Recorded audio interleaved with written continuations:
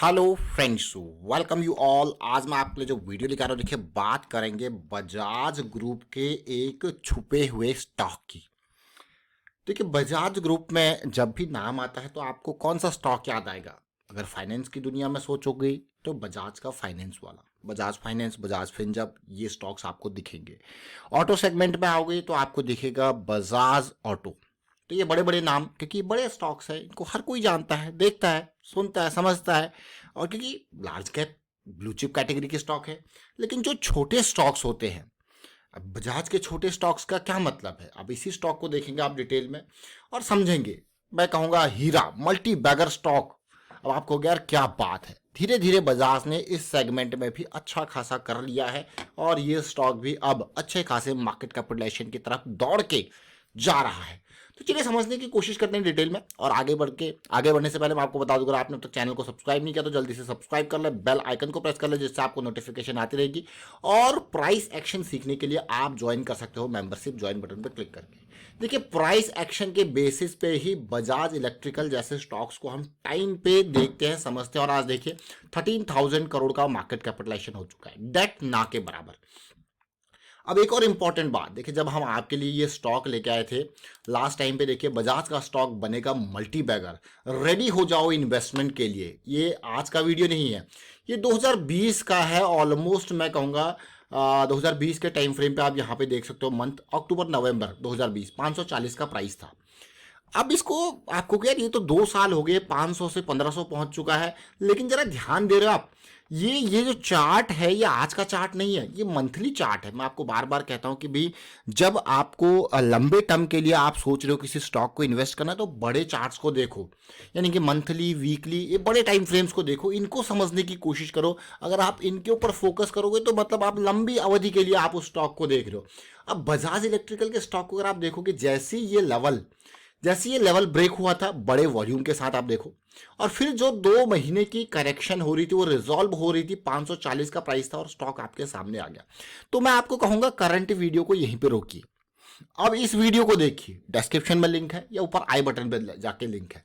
बहुत अच्छे से आपको समझा रखा है बजाज इलेक्ट्रिकल के बारे में।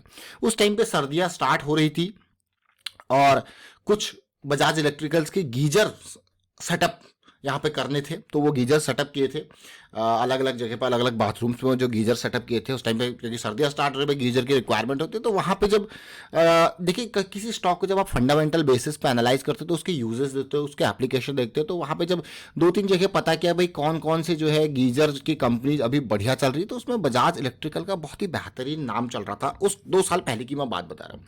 तब स्टॉक रडार में आया, तब स्टॉक को जब घर आके स्टॉक को देखा समझा, तो वहां पे जब इसको देखा समझा, तो वहां पे जब इसका जो प्राइस एक्शन था वो बहुत इंपॉर्टेंट बन रहा था। बस फंडामेंटल तो ठीक है, यूजेस भी आपने देख लिए, प्रोडक्ट की ग्रोथ भी आपने देख ली, प्रोडक्ट भी देख लिया, लेकिन जो प्राइस एक्शन है वो बहुत ही बेहतरीन बन रहा था और लो रिस्क की अपॉर्चुनिटी बनते हुए दिख रही थी। बस यही कारण था कि बजाज इलेक्ट्रिकल का स्टॉक ये वो लेवल है।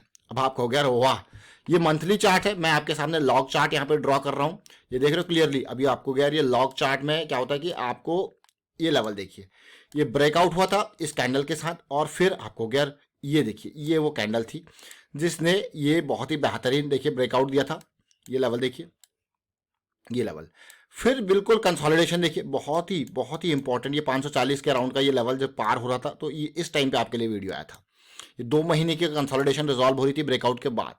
So this is very important. और उसके बाद आप देख सकते हो बजाज इलेक्ट्रिकल ने ये 500 और ये प्राइस देखिए 1500 ऊपर गया इससे भी, लेकिन 3 गुना ये रिटर्न दिया। अब आपको यार फिर से ये क्या स्टॉक रडार में आ रहा है, बस कारण वही है, फिर से ये स्टॉक जो कंसोलिडेशन है ना, ये आप देखोगे तो इतनी बड़ी ये रैली आई, मैं इसको कोई मेजर करेक्शन नहीं कहूंगा, जो इतनी बड़ी रैली आई उसके बाद कोई मेजर करेक्शन आया ही नहीं। जब ये 2020 की गिरावट के बाद ये ऑलमोस्ट 260 के लेवल से गया और ये 5 गुना 500% का इसने रिटर्न दिया, लेकिन कोई मैं कहूँगा कोई बड़ी करेक्शन नहीं आई। करेक्शन प्राइस की टर्म्स में ही नहीं होती है, करेक्शन इन टर्म्स ऑफ मैं कहूँगा टाइम भी होती है। अगर आपको लग रहा होगा, देखिए क्योंकि मैंने लॉग चार्ट ड्रॉ किया इसीलिए आपको इतनी बड़ी रैली के हिसाब से ये करेक्शन बहुत ही जो है कम दिख रही होगी कि भाई छोटी सी करेक्शन है, लेकिन अगर मैं लॉग चार्ट हटा दूं आपको गया, ये तो बहुत ही डीप करेक्शन होगी। कहाँ ये 1500-1600 का लेवल और कहाँ पे ये देखिए 850 का लेवल, देख रहे हो कितना डिफरेंस है। ये डिफरेंस इसीलिए क्रिएट किया है अंडरस्टैंडिंग के लिए, आपकी लीनियर चार्टिंग और लॉग चार्टिंग भी आप यहाँ पे समझ पा रहे हो। तो पिछली बार हम इस लेवल को देख रहे थे, देख रहे हो ये लाइन आप देख रहे थे। अब उससे पहले का अगर आप चार्ट देखो तो बेसिक वही तरीके का फॉर्मेशन इसने उससे पहले भी दिया था आपको, खैर बिल्कुल सिमिलर कॉन्सेप्ट पे। देखिए आप देखोगे ब्रेकआउट के बाद पुल बैक रैली, ब्रेकआउट के नियर देखिए कंसोलिडेशन रैली, अमेजिंग है कि नहीं है। 1 2 देखिए 3, पहली रैली बिल्कुल ब्रेकआउट किया। देखिए जब ये पहली रैली आती है, जब ब्रेकआउट करती है तो देखिए अनसर्टेनिटी बनी होती है। अगर आप कहोगे कि बिल्कुल बॉटम पे स्टॉक्स को पकड़ना, देखिए मेरे हिसाब से this is very very difficult task, very difficult task. लेकिन हाँ, एक बार चीजें मोमेंटम में आ जाए तो फिर उनको हाई मोमेंटम में पकड़ना वो बहुत इंपॉर्टेंट हो जाता है, बहुत बहुत ही मतलब लो रिस्क की अपॉर्चुनिटी वो हो जाती है। अब देखिए इसी को मैं अब यहाँ पे थोड़ा सा ओपन करते हैं आपके लिए, RSI ओपन करते हैं आपके लिए, MACD जरा देखिए। अब आप सिचुएशन को समझने की कोशिश कीजिए। ये लेवल देख रहे हो, जब आपके सामने प्राइस आया था, ये RSI को देखिए, ये MACD को देखिए। MACD नीचे जरूर गया था, वापस आया। उसी तरीके से यहाँ पे MACD नीचे जरूर गया था, वापस आया, और भी स्ट्रॉन्ग बेहतरीन मोमेंटम। ये वाला देखिए, ये लो रिस्क की अपॉर्चुनिटी, अमेजिंग है कि नहीं है। अगर आप देखोगे ये लेवल कितना है 290 का, ये लेवल कितना है, आप कहोगे भाई प्राइस सीधे सीधे डबल हो गया, हुआ कि नहीं हुआ। देखिए तो ये छोटी छोटी चीजें जरूर है, लेकिन फिर से ये स्टॉक रडार में क्यों आ रहा है। देखिए फिर से स्टॉक को रडार में आने का कारण है इसका ये रिजेक्शन लेवल। पहले इस बेस पे आप देखिए क्लियर कट रिजेक्शन आपको देखने को मिल रहा है, मतलब एक एरिया है जो इसने यहाँ पे बेस बना रहा है बार बार। अभी छोटे टाइम फ्रेम पे जाओगे तो इस बेस को और अच्छे से आप समझ सकते हो। दूसरा अगर आप इसको देखोगे तो ये लेवल पार हो रहा है, ये देखिए, और ये कंसोलिडेशन यहाँ पे दे रहा है, मतलब उसी तरीके की सिचुएशन जो हमने यहाँ पे देखी या पहले देखी, तो ये आगे आने वाले टाइम पे रडार में रहेगा। लेकिन इंतजार करेंगे ये 1250 के लेवल का, अभी तो थोड़ा सा कम है, छोटे टाइम फ्रेम पे जाएंगे। तो आप अगर RSI और MACD को देखोगे तो अगर यहाँ से ये पॉजिटिव जाता है तो क्या होगा, प्राइस RSI भी इस तरीके से होगा। ये इंपॉर्टेंट RSI भी यहाँ पे पॉजिटिविटी आपको दिखाएगा। तो ये जो रैली है मंथली और वीकली की हो आप देखोगे तो वो बहुत ही खतरनाक होती है। अगर पुरानी रैली की परसेंटेज यहाँ से देखोगे तो जैसे हमने कहा ये कितनी परसेंट थी, 200% की रैली थी, 3 गुना आपके जो है शेयर को कर दिया था। तो अभी के हिसाब से अगर आप 200% की रैली वहां पे देख रहे हो, तो अगर आप 100% भी देखते हो 1200 या 1300 के लेवल से, तो इसका प्राइस सीधे सीधे जो है आपको क्या यार, ये तो सीधे 2600-2700 चला गया। और ये टारगेट्स जो है फिर आपको 2627 तो बहुत दूर का टारगेट है, लेकिन रिस्क कितना है वो समझना इंपॉर्टेंट है। अब चलेंगे छोटे टाइम फ्रेम पे। अभी मैं फिर से आपको रोकूंगा और कहूंगा कि अगर आपको ये जो प्राइस एक्शन पुराना वाला अगर आपको और अच्छे से समझना है तो ये देखिए इस वीडियो को, ये पुरानी वीडियो जो आपके सामने ऊपर आई बटन पे भी और डिस्क्रिप्शन में भी आपको लिंक दिया हुआ है। ये देखिए बजाज का स्टॉक, रेडी हो जाओ और तैयारी बिल्कुल खतरनाक। अब ये स्टॉक को छोटे टाइम फ्रेम पे समझने की कोशिश करते हैं तो वीकली पे आते हैं। अब समझने की कोशिश करना वीकली चार्ट में।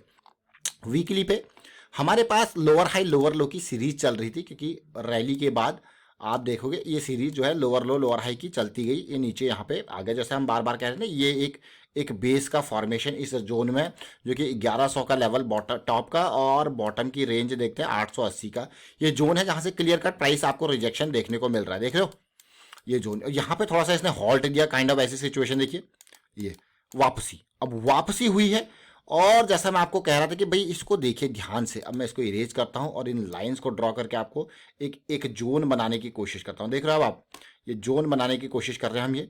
ये बिल्कुल इनके कुछ भी नहीं किया, ये पीक्स को टच करते हुए, जो मैक्सिमम पॉइंट्स को टच करते हुए ये जोन बना दिया। अब आप देख रहे हो कि ये रैली के बाद अभी ये कंसोलिडेशन चल रहा है बुलिश क्रॉस के बाद। तो ये जो स्टॉक है हमारे लिए, ये लेवल जैसे ये पार करेगा ये इंपॉर्टेंट हो जाएगा 1200 का। अब देखिए छोटे टाइम फ्रेम पे आएगा तो चीज़ें हमारी और ऑप्टिमाइज होगी। देखिए ये 1200 का लेवल और स्टॉप लॉस हमारे पास ये लेवल। फिर इनिशियल टारगेट जोन सबसे पहले यही होगा।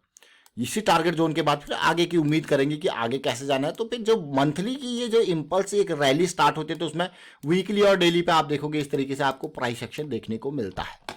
तो यहाँ पे इन वीडियोस के माध्यम से मैं आपको बार बार कहता हूँ कि इनको खाली टिप्स या रिकमेंडेशन की तरह लेना, मैं कहूँगा आप मतलब चीज़ों का पूरा फायदा ही नहीं ले पा रहे हो अगर आप टिप्स या रिकमेंडेशन की तरह लेते हो इनको। तो यहाँ पे लर्निंग का ढेर सारा मटेरियल होता है, लेकिन एक्शन तभी लेना है, जैसे इसमें इस स्टॉक में एक्शन तभी लेना है जब हमारा जो इंटेंशन है, जो हमारा जो एरिया है वो पार हो जाए। अब देखिए ये हमारा एरिया, हमारा जोन है, ये पार होगा तभी हमको ये लो रिस्क की अपॉर्चुनिटी। बात करेंगे रिस्क मैनेजमेंट की।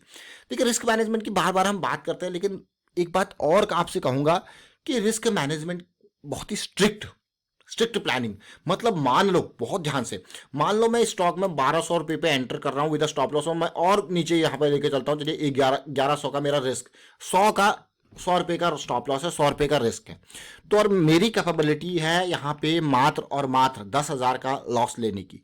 तो मैं कितने शेयर खरीदूंगा? 10,000, 100 का है, 100 इंटू 100 यानी कि मात्र 100 शेयर ही खरीद सकता हूं मैं, क्योंकि मेरा जो मैक्स लॉस है वो डिफाइंड है कि भाई 10,000 का ही मैं यहाँ पे जो है लॉस कर सकता हूँ, लॉस को अफोर्ड कर सकता हूँ, तभी मैं 100 शेयर खरीदूंगा। अगर 5,000 का है तो मैं 100 की जगह 50 ही खरीदूंगा। अगर 1,000 है तो मैं 100 की जगह 10 ही खरीदूंगा। बस ये इंपॉर्टेंट है अंडरस्टैंड करना। और अगर प्लान फेल हो गया तो मुझे निकलना है।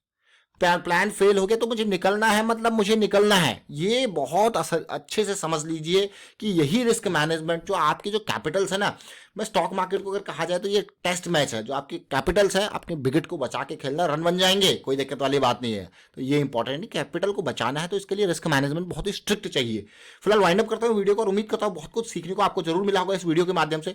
और बेसिक सीखने के लिए हमने प्राइस एक्शन की सीरीज आपके लिए रेडी कर रखी है। बस आपको मेहनत करनी है, प्रैक्टिस में देखना है और प्रैक्टिस करनी है। देखिए मेहनत जरूर लगती है लर्निंग में, हमेशा आप ये मान के चलिए मेहनत लगेगी। अगर आप मेहनत करके यहाँ पे लर्निंग कर रहे हो तो डेफिनेटली आपको काफ़ी फील गुड, काफ़ी अच्छा फील होगा। और अगर आप सीख के यहाँ पे मार्केट में जाते हो तो लंबे टाइम तक आप खेल सकते हो।